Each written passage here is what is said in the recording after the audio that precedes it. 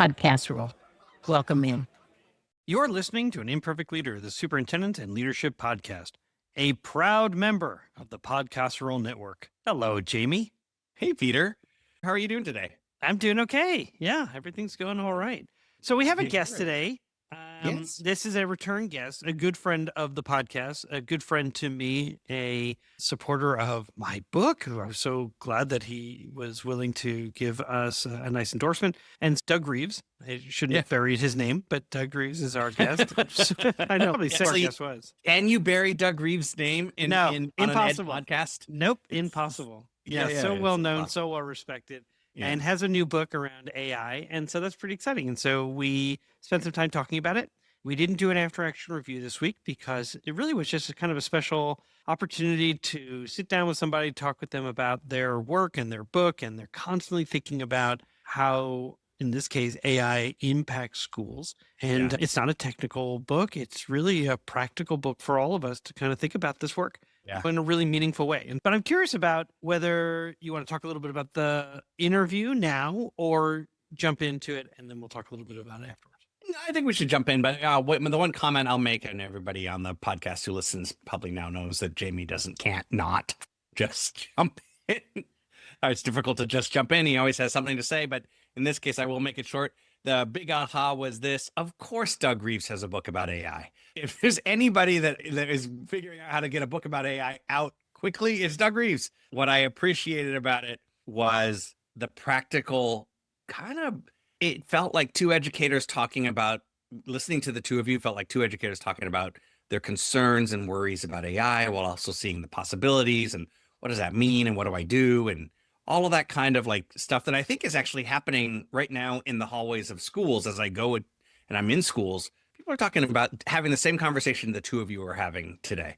So it'll be fun to see how people connect to it and say, oh yeah, we talked about that already. Good. Then I hope it'll resonate for folks. So before we jump in, we do have a sponsor each week. And one of the things I wanted to think about when it comes to Doug Reeves is this idea, and you'll hear it in the interview, or in our conversation, is really about that administrators should spend less time on paperwork and more time in classrooms and how AI can help you do that. And so I think the same thing about IXL. It makes that possible too. It takes the load off of your teachers with that research-proven platform, and it automatically adapts to learners. And so if you want to focus on the human side of leadership, do it. Let IXL handle the data. Visit IXL.com/imperfect today to bring the magic to your school. How about that? Magic. Nice. Magic, yeah. All right. It's a magical illusion. You're listening to An Imperfect Leader, the Superintendents and Leadership Podcast. I'm Peter Stiefelman. And I'm Jamie Elmanson. We will see you on the other side. Today on An Imperfect Leader, Dr. Douglas Reeves is my guest. And Dr. Reeves is the author of more than 40 books and more than 100 articles on leadership and education, and he has twice been named to the Harvard University Distinguished Author Series. He was named the Brock International Laureate for his contributions to education. I am thrilled to welcome you back. Welcome back to An Imperfect Leader, Douglas Reeves. Thanks so much, Peter. It is a joy to be with you and a particular joy to listen to the podcast. I listen to it every week and I always learn something and I really appreciate it. That means so much to hear. I really appreciate that. And it's really nice to see you again. I do want to ask, how are you? We email back and forth from time to time, but I'm curious how you've been. I'm good. I've been working hard and busy writing. Just finished a book that was out this week on artificial intelligence in schools, and I'm unsuited to retirement, so I still have you have failed to retirement. left to write and read and listen. Well, you have things to say, and we certainly want to hear them. So I'm glad that you're doing it. I'm curious. So I am grateful that you listen to our podcast each week. Are there any others that you listen to regularly that you just never miss? Yeah, I like Adam Grant at the University of Pennsylvania. He has a couple of podcasts, but the one I really appreciate is called Think Again, something that we should always be willing to do. And that is to rethink what we thought we knew for sure a few years ago, and now we know it's not true. So Adam is great. I love listening to another colleague at the University of Pennsylvania, No Stupid Questions. So I listen to a lot of them. I love that. I never waste time. I'm always, if I'm standing in line in an airport or in a grocery store, I always learn something. That's fantastic. Well, Adam Grant's certainly makes me think of Margaret Wheatley's work around sort of thinking and rethinking about those things that you believe to be indisputable. And so that's great. I used to listen to, there's a British comedian named David Baddiel. He had a podcast called it's David Baddiel Tries to Understand. And I loved it because he channeled so many of the ways that I think about things, but also his podcast was about like, he would try to understand, like, how does hacking work, or how does Bitcoin work, or how does the fashion industry work? And so he'd bring on experts, and then he would try to repeat back what he thought he understood. And they would say, no, you're completely wrong. But there's a new podcast by, or at least a new to me, Hassan Minhaj. He is a comedian also. And this past week, had Wycliffe Jean on, and they were talking about AI. So this is my long way of getting to your book, because I was like, oh, I mean, he says, don't be afraid of AI. I embrace it all. And it was sort of, I'd love to hear Adam Grant's kind of take on this, because it was sort of going what I believe to be true in terms of how we leverage and have a healthy dose of fear of AI. At least I do. And Wycliffe was like, no, just embrace it totally. And so, since the last time we spoke, you wrote a book, Education and the Ethics of AI, Enduring Values in a Changing World. So pretty timely at a crucial time. And I wonder if you'd take a little time and tell us about the book. Sure, I'd be happy to. First of all, I think we need to acknowledge that the kids are a mile ahead of us on this. The evidence says that 60% of teachers think it's a cheating machine and don't like it. Administrators are divided, but 100% of the kids are using it. So let's get real about this. I'm old enough to remember when people thought that calculators were going to ruin math education. and the truth is that AI is here. So what I tried to say in this book is it's not as good as its advocates think it is. It's not as bad as its critics think that it will be. What our job as teachers and administrators is to figure out, how do we use it constructively? And I try to provide some gentle guidance on how to use it appropriately. So you talk a little bit about, particularly in the book, about the importance of balancing AI supported work with the things that you really need to stay, that need to stay human. And I guess what I mean by that is like these big promises, as you said, there are these big promises of what they say it can do. And so it's not everything it can do, nor is it as worrisome as potentially as one might think it is. And so, it can take administrative work off of our plates. It can give us some time back. And so if leaders do get that time back, where would you most want them to sort of reinvest that time to strengthen their culture, their relationships, all the things that AI just can't replace? Exactly. Well, that's such a thoughtful insight, Peter, because what AI cannot do is be in classrooms and observing teachers. We need our administrators to be in classrooms and looking at things like student engagement, looking at what teachers are doing well and confirming that and what they need to work on. So if I could ask for one thing from our school administrators, spend less time writing these dumb 95-point school plans and more time in classrooms with students. And by the way, whenever I do observations, I'm never the suit in the back of the room. Right. I sit next to a student and ask really sophisticated questions like, what are we doing? What comes next? If every administrator would do that, I think we would get so much more out of our classroom observations, plus building relationships between administrators and students. It's so interesting you mentioned that. This past week, talked with a gentleman. He had been in a number of international schools. Robert Landau is his name. And he talked about the importance of shadowing a kid the entire day, for one entire day, not just being in the classroom sitting next to them, but really take that time. And I think I mentioned to you that I will be moving to Cartagena, Colombia in July. I'm going to jump back into the administration role of being a principal. And a big part of that is, like you, I'm doing a terrible job of retiring. I've got too much energy and excitement, and I've learned so much from you and others that I really sort of want to see what that might look like in the day-to-day practice. And I've been rethinking how I might do observations differently than I did when I was a superintendent, and then differently, certainly, from when I was a principal, and that sitting with a child as opposed to being that suit in the back. And so I'm really excited about that. This idea of maybe spending an entire day with a child intrigues me. I don't know if that's something that you've noticed. I mean, I certainly recommend to people your science fair perspective on how to really speak about what you've learned as a community. So any continued guidance, I would love. We probably have a mutual friend in the late Grant Wiggins. His daughter, Alexis Wiggins, wrote this viral blog post that is precisely as you said. She shadowed a student, stayed with them, ate where they ate, read what they read, took the tests that they took.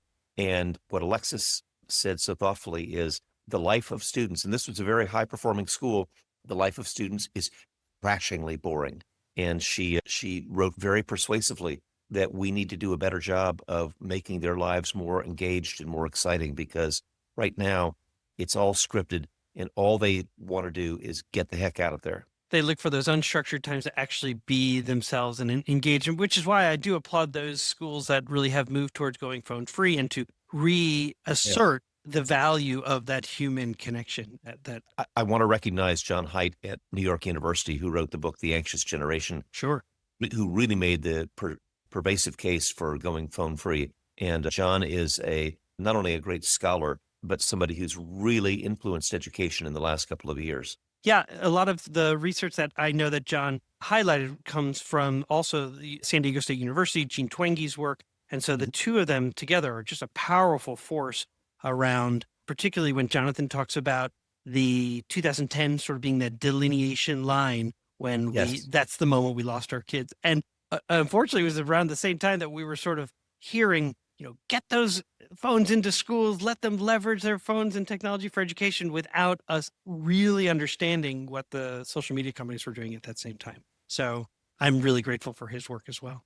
I do have a friend who's actually in the tech industry, and he said something to me recently he said, well, Peter, AI can't care. Like, it doesn't care, doesn't know how to show compassion. And he said, it can replace what used to take 2 weeks to code in a matter of seconds, but it just can't care. And so I thought about that. In your book, in chapter 3, you dive into the emotional and cognitive context of AI in schools. And so how does one wrestle with the reality that AI can't truly understand a teacher's growth, as you mentioned, or a student's very personal path towards success? So how do you wrestle with that reality?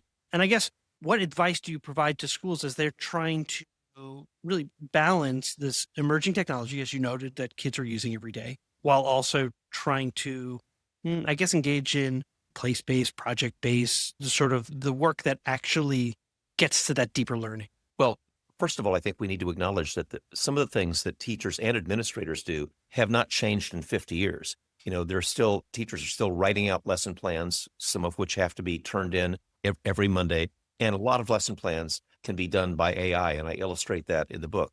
Yeah. Same is true with agendas for administrator meetings. Administrators spend way too much time writing out agendas when that can be done in a matter of seconds. In fact, in a illustration that I personally observed, a large number of our schools are serving multilingual districts. So I worked in a school that had students who were speaking not only English, but Spanish, Arapaho, and Shoshone. And the principal was spending hours writing these letters to parents in a matter of seconds. Here comes the letter in Arapaho, Shoshone, Spanish, and English to parents. That's the sort of thing that AI can do. And that allows the principal to get out from behind the desk and spend time with kids. The same is true of central office administrators. So much time is spent on writing agendas and lesson plans and that sort of thing that can be better spent with getting people out from behind their desks and with kids. So that's one of my real educational heroes. John Simpson sadly passed away, was the superintendent of Norfolk Public Schools, which won the Broad Award for the best urban superintendent in the country. And Dr. Simpson would go through the central office saying, what are you doing here? You should be in schools. You should be with kids. And I really respected that. And I think that's what most of us should be doing. This is a big week for me talking to folks. This happened to be just a lot of recordings this week. And so I spoke with another superintendent this week who she leads by saying to central office, we will be in classrooms throughout the week, including everybody, your CFO, your chief operating officer. Particularly, this was a district that had a snow day. They all report to buildings to be able to support so that the principal can really attend to children. And I just was so pleased by that, just very simple, that simple act, simple decision that I think has a profound ripple effect throughout the entire district, that they don't sit in this sort of central spot, but rather find their way into buildings to see, like, the mission's only possible if they understand what they're trying to accomplish, with children. Peter, you're making me smile so broadly because in Greenfield, Wisconsin, the superintendent is not only there on opening day, as is all the central office staff, but when a kindergartner was having a breakdown, she's literally on the floor with the kindergartner and helping to calm the whole situation down. And when you see the superintendent of schools on the floor with the kindergartner having a breakdown, that tells you what the instructional priorities are. Yeah, and I think sometimes they'll get criticized to say that's not your job. You're the civic leader of that district. And I think it's a yes and. I think if you're going to have your teachers really believe in the vision you've cast and they see you on their floor with their kid, Yes. then nothing beats that. And not that it's performative. You're doing it because you truly care about that child and their care. Just that happens to be the positive consequence of that action is everybody says, I work for a superintendent who is visible, who is present, and is active. And what great modeling for teachers as well. Yeah. We're having in this country a huge turnover in the teaching profession, and a lot of them have not seen modeled what great student engagement is. And this superintendent was able to show that. I think sometimes what I worry about is that we talk a good game about instructional leadership, but we don't describe it very well. We certainly don't model it very well. Yeah. So I really appreciated what her modeling and leadership looked like. Our guest today is Dr. Douglas Reeves, the author of more than 40 books on leadership and education, including his newest one, Education and the Ethics of AI, Enduring Values in a Changing World. And in the leadership model that I use to advise others, there is a dimension, it's nested patterns that really speaks to how do we want to be together. And inside that dimension, there are two terms, empathy and compassion. And when it comes to policies and guidelines for ethical AI use, I'm kind of curious, how should schools think about being very explicit about what AI shouldn't do? You noted, for instance, that kids are using it and that some teachers, their first response has been, well, this is a violation of our student conduct code by using AI. And so I'm kind of curious, just would you talk a little bit about those, like the ethical AI use? How should schools think about that? Sure. I think we need to be very practical because teachers are frustrated and parents are frustrated too. Parents are afraid that if their kids use AI, they'll be accused of plagiarism that'll perhaps jeopardize their high school grades and college applications. So I try to get really explicit. I've got 3 ideas to consider. Number 1 is require oral defense. In other words, if you got 30 kids in the classroom, I can't have 30 different kids providing an oral defense, but I can randomly choose 3 of them to defend orally what they wrote. And if they can't, that's a suggestion that maybe they're not the one who wrote the paper. So that's number 1. Number 2, what I want students to do is to be able to show that they are better than AI. Specifically, what I ask them to do is to say, look, I'm not fooling anybody. Here's the AI version. And then here's how I edited, fact-checked, and improved it. And King has a great line that says to write is human, to edit divine. Every writer, and I'm one of them, says, writing is not the thing. It's editing and revision. That's what really makes for a book or makes for a paper. So before you get to number 3, I want to just note, that's certainly where I fall, particularly for students whose first language is not English. So they show what their first product looked like, how AI may have helped them with the mechanics of language so that as they then actually meet with their teacher to go over their writing, that it's less about correcting the mechanics and more about their message and their voice and what is their argument and really developing them as writers instead of just being stuck in punctuation and those types of things. Exactly. And what I want those students to know is that the real value that they add as authors is how they edited, fact-checked, and improved it, not the first draft. Now, right. There's legitimate difference of opinion among people who have written about this, but I think what we need our students to be able to do is to fact-check, edit, and revise, and not just do a first draft and turn it in. The other thing, it's all about respect for teacher feedback. Teachers are very frustrated that they work really hard grading papers and nobody pays any attention to it. When you have this emphasis on editing and revision, that says we care about editing and revision, not just the first draft. And there may be a second and a third and a fourth draft too, by the way. And finally, I think what we need to do is have a full disclosure. The real issue for AI, and for that matter, the same would apply to parent help on homework. Well, that's another thing. It's sort of like levels the playing field a little bit because I know my child can rely on 2 college-educated parents to help him should he need the help. And I think about a child whose parents may be working 2 or 3 jobs that want to be helpful, and their help is not, they're just not present in the same way. And so I'm pretty okay with AI being a sort of a thought partner in helping them think about that. And I'll endeavor not to keep interrupting you because I know you want to get to the third issue. I would just suggest three little boxes at the top of every assignment. Say, I did this entirely on my own. Box one, I did this with a little help from AI, or AI wrote this and I fact checked it. But I just want honesty and full disclosure. That to me is the ethical issue that we need to address. And, I'm sure you've read all these articles about college kids who have, bowled their way through college without any sort of fact checking. And I think we need to stop that. We need to have honest and full and open disclosure. I like that. The other piece that I just want to raise, because I recently heard Emily Oster give a talk and she gave a staggering percentage, and I can't bring it up at the moment, so I don't want to give a false percentage, but it was pretty, I just remember my eyes just went wide open.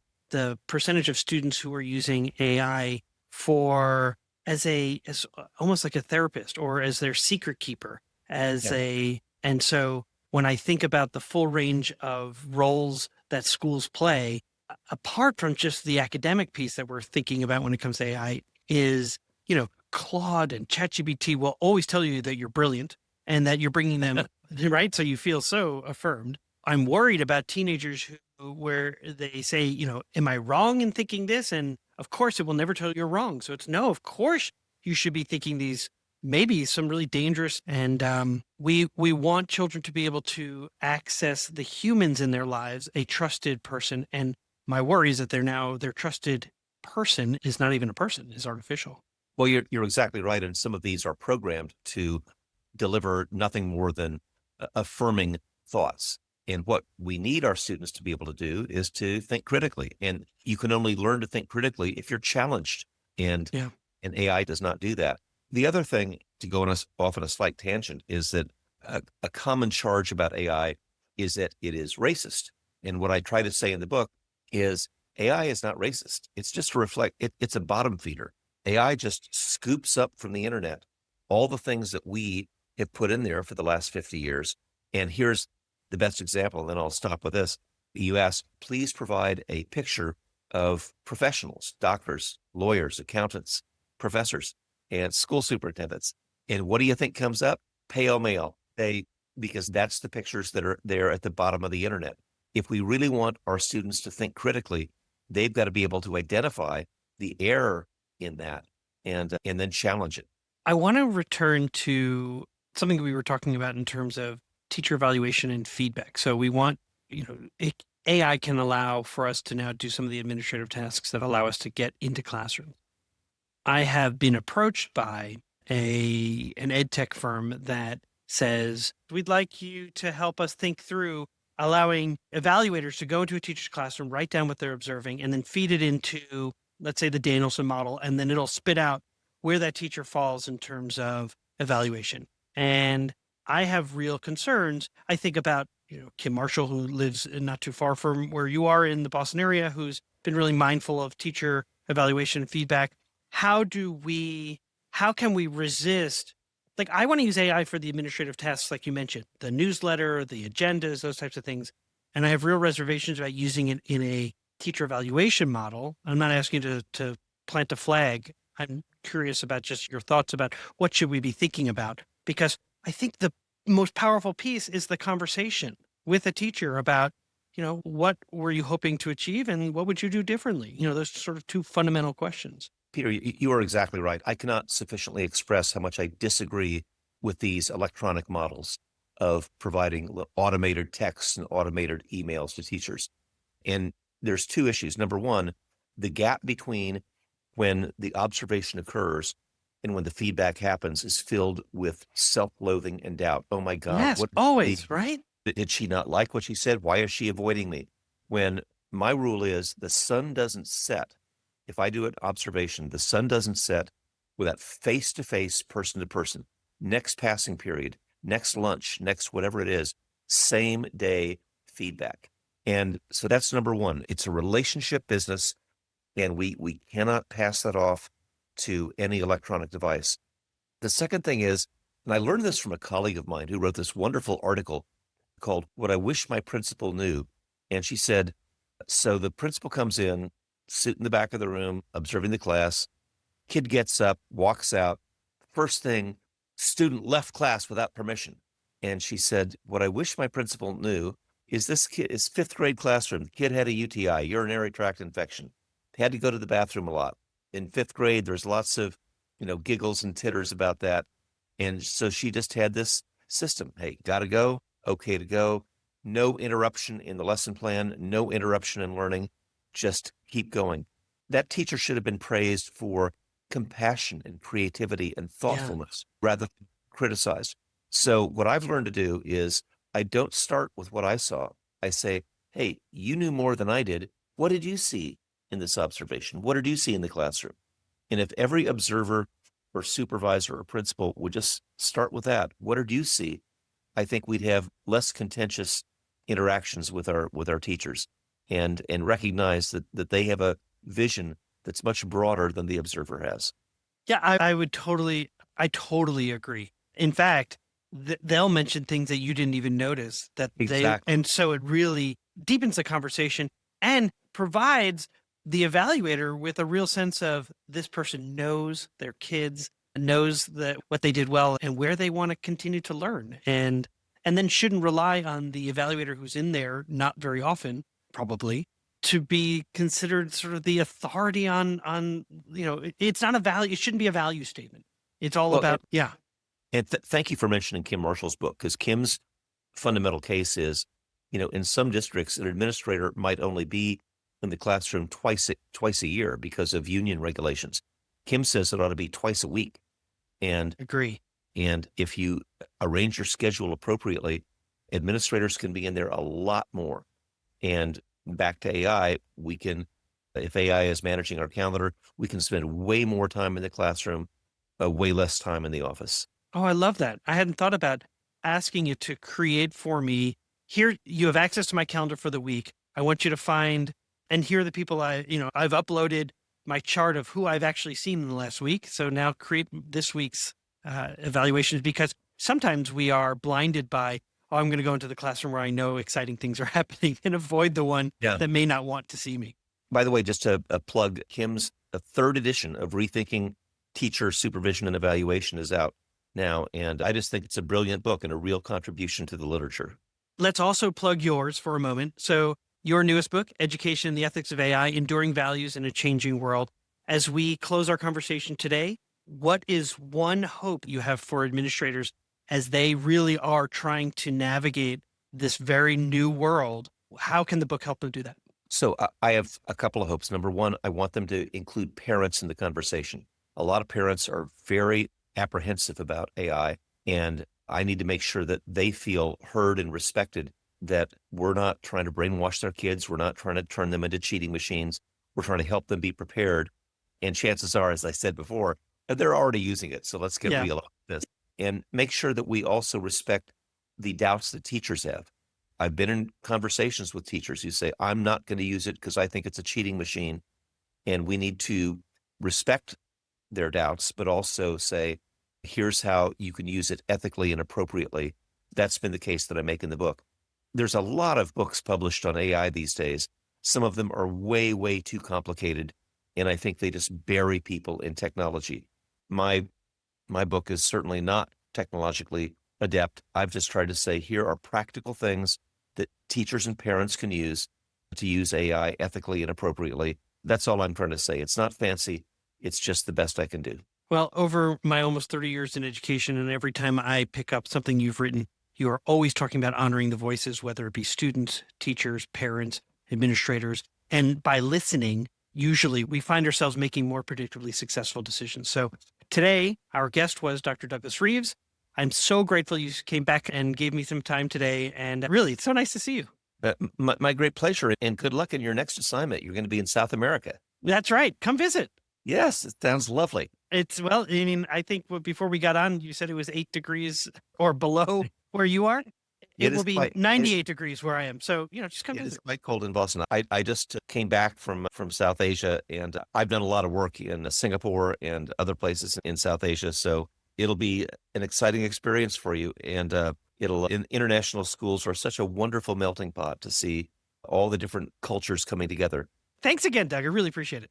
Thank you so much. Enjoy. And we're back, Peter. That's good. It's good to see him. Good to spend time with him. I think it's fun. It was, like I said, I really enjoyed sort of two educators talking about AI from the place in which they both approach it. And yeah, I love that part about it. Can I share the one idea that really resonated with me? Yeah. That you both, so you both said, you both just sort of resonated with the idea of AI cannot replicate empathy, care, or human relationships. And the idea that AI cannot care. That's what it can't do. It can't. And no, this really is interesting to me because I don't want to make a connection here. I was listening to a more recent episode of The Daily, the podcast about AI and its impact on engineers, on coding, and how different companies are doing different things. Like your Microsofts and your Googles, it's having a smaller impact, big impact for them, but it's small because the company's so large. But then you've got these small startups of only a few people, and AI has a massive impact because they're using it way more often. One of the ahas that came from the big companies, but other coders as well, is it has freed up time and helped them with some of the communication that they do on a daily basis with other people in the company that the coders have seen. This is just interviewing maybe 75 coders. Coders have gotten better at communication with people. Oh, that's interesting. You know, it made me think of my friend Ian is writing a book right now about AI. And one of his conclusions as a programmer himself is, in fact, that AI has gotten so good to use it for coding that it should now make it easier for programmers, as I understand his book, to be able to make more attractive and engaging and understandable platforms. Because if you look at when people make things, they're coding and they don't make it easy and it's clunky. And now AI can do it so much faster and easier that it's going to require the human to be human and think about the aesthetic and the accessibility and all those types of things. And so Doug talked about these limitations of AI in terms of compassion and inherent bias when he's like, it's a bottom feeder. That to me, my brain was like, whoa, when he said that. And I hadn't even really put it in. His quote was something like, AI just scoops up from the internet. It like all the things that we put in there for the last 50 years. And I went, that's how it's made meaning. What I did say, when he said that, and he goes, they asked it to look for leaders, basically. Who are the doctors, lawyers, superintendents, whatever, and white men came up. And I'm like, if we talk to Dr. Rachel White, she probably would concur. So that, though, that's the bottom feeder, and that's the only thing in the bucket. The feeding of the bottom replicates the actual system that it is. And so we don't have a lot of other data to feed it that would cause it to come up with other images, which is a testament to us, not to just the internet and the concept of it. But I really love it. Endorses this compelling purpose of why we want to really, and I say diversify in the purest sense of, you know what, we're better when you look around and it isn't just the same. So I really liked the idea that, and this is the way I experience it. I mean, I'm experiencing it that my role as a coach and someone who supports human-centered leadership, that supports people to be better at working with people, isn't necessarily I'm not being impacted by AI in that way. Rather, I tend to be in positions where people are like, I used AI to come up with these questions, but they didn't land right. I read them exactly as they were spit out to me. Yeah, that's so interesting. That makes me think of his being Doug's about AI and editing and fact checking and improving upon what it might suggest as a first draft. This is where I'll speak honestly. This is where I use AI. Like I use AI, I'll put something together and then I'll use AI to go back through and it'll spit out another version of it. And I'll go, I don't like the way that's written. Can we edit this paragraph? Or I didn't think to move that paragraph there. It does things that other editor people have done for me before, but it does them quicker. I can upload it without having to say, hey, Peter, do you have an hour to talk to me about this article that I'm trying to write? So those things I think are really helpful. Is it the final draft? No, I don't know. It doesn't work that way for me. I definitely see it as a tool, not the thing, which led to, he made that comment about it, teachers being worried. What did they say? He said, everybody's worried it's a cheating machine. Superintendents don't know what to do about it, but kids are using it 100%. And that to me was so telling because just feels, once again, students are jumping in to something new, both feet ready to go. And all of our as educators are like, wait, hold on, we're not sure. No hats. Nobody can wear hats ever at school. No hats. And then maybe that's silly. That turned out to not be so right. Or whatever it is. Just as an aside, I can remember when they're like, girls can wear hats because that's fashion. And boys were like, what on earth? They're like, all right, fine, no hats. No hats for anyone. Banning How about whatever it is hats? that we decide to ban, yet Yeah. include, like, it's all of that. And oftentimes it's students at the forefront who are doing something new, trying something out, and none of the adults are ready. We're all just afraid of whenever. Yeah. Yeah. And so he encourages us to be better than AI, doesn't he? He said Yes. something along those lines. Yeah, in he terms said, of- yeah. actually, I liked the quote. Basically, he said this was in like rethinking how we use AI in academics. He said, basically, have the students show that they're better than AI.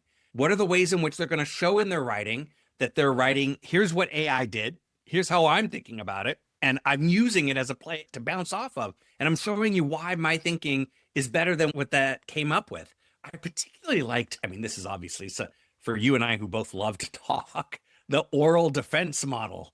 I was like, oh, I would do that in a heartbeat. That if you say AI is fully on, no problem, you can use it whenever you want, but you have to be ready to defend your argument, your essay, your thinking, your whatever, orally when you come to class. Just sounds amazing to me. I think that's a great idea.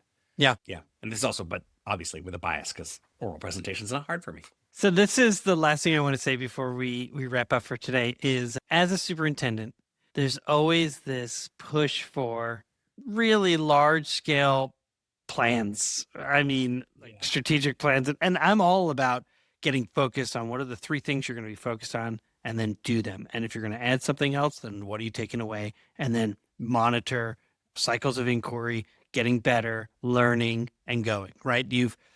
Many times this season, in season 4, I feel like it's like the formative assessment theme of this year, because you have said it a number of times and reminded me of the value of checking in, seeing how we're doing, and then adjusting and moving forward. And so when he says that, look, if you're like allowing educators to focus on, it's more important that we build relationships and we are present in classrooms than like all this other nonsense. So if you want to let AI like leverage it, handle the administrative tasks. But he said, but if I could ask for one thing from our school administrators, spend less time writing these dumb 95-point school plans and more time in classrooms with students. And I was like, amen.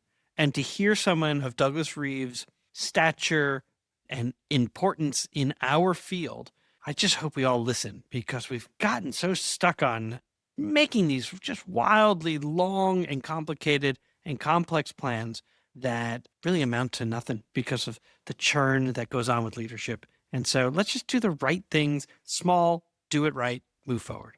I'm right there with you. I think if we can do the things that we think will make the biggest impact on students, positive impact on students, and just do those 3 things. I love the idea of, if you're going to do something else, then what are you taking off?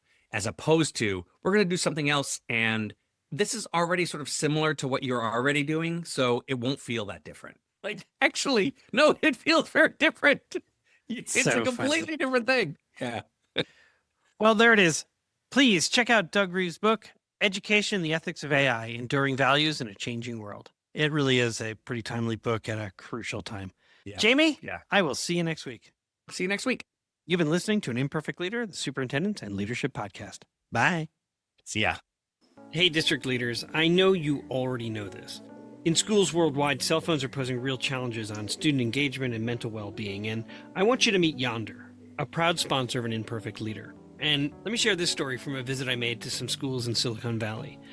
I asked some kids what they liked about Yonder, and after some funny looks, they shared that actually, with Yonder, teachers don't have to battle with them over phones anymore. In fact, one kid said to me he didn't have to worry anymore about his parents texting him in class, and the kid next to him sort of shoved him and goes, "Texting? My mom used to FaceTime me in class." I want to introduce you to a support system that increases teaching and learning. I want you to discover why 1 million students choose Yonder daily. Minimize distractions, maximize learning potential. To learn more, go to overyonder.com. YONDR. So I want to talk a minute about the Mosaic Project. It is one of our favorite organizations and has over 25 years of experience empowering students to really celebrate differences, communicate assertively, and resolve conflict peacefully at their outdoor school. I happen to have experience being part of the Mosaic Project, and so I can absolutely tell you it's an amazing organization.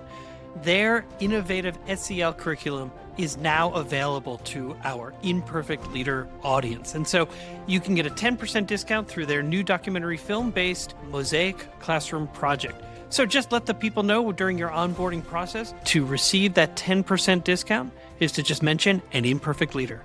Learn more about the Mosaic Project at mosaicproject.org. When leaders think in systems, they think differently. They see the big picture, making decisions that create coherence and strengthen communication across their teams. They build adaptability, flexibility, and engagement. Every day, school leaders face complex challenges, from student engagement to staff alignment. What if your team could see those challenges as part of a bigger picture? That's what happens when you think in systems. It's how leaders turn complexity into connection and challenges into opportunities for growth. At the Waters Center for Systems Thinking, we help educators and organizations build this capacity, developing the habits and tools that turn vision into action. Think differently, think in systems. Sign up for our webinars, free resources, or a consultation by visiting our website, which you can find in the show notes.